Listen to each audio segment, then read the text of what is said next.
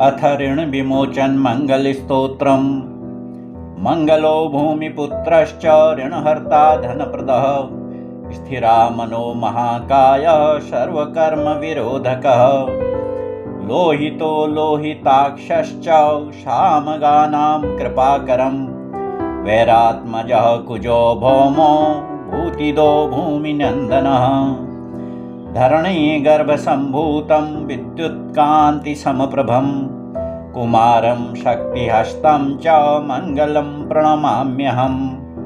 अङ्गारकोऽयमश्चैव सर्वरोगापहारकः, वृष्टेः कर्तापहर्ता च सर्वकामफलप्रदः। एतानि कुजनामानि नित्यं यः श्रद्धया पठेत, ऋणं न जायते तस्य धनं शीघ्रमवाप्नुयात्।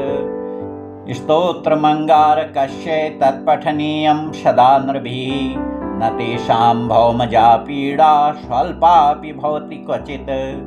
अङ्गारको महाभाग भगवन् भक्तवत्सल, त्वां नमामि ममाशेष मरणमाशु विनाशयः।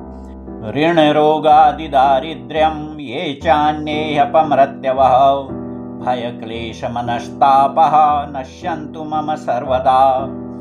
अतिवक्रदुराराध्य भोगमुक्तजितात्मनः, तुष्टो ददासि साम्राज्यं रुष्टो हर्षि तत्क्षणात्।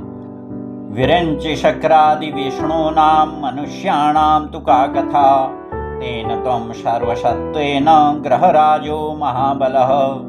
पुत्रान् देहि धनं देहि त्वामस्मि शरणं गतः, ऋणदारिद्र्यं दुःखेन शत्रूणां च भयात्ततः। एभिर्द्रवादशभिः श्लोकैर्यः स्तौति च धराश्रुतं, महतीं श्रियमाप्नोति ह्यपराधनदो युवः। इति श्रीस्कन्दपुराणे भार्गव प्रोक्त ऋणमोचन मंगलस्तोत्रम्।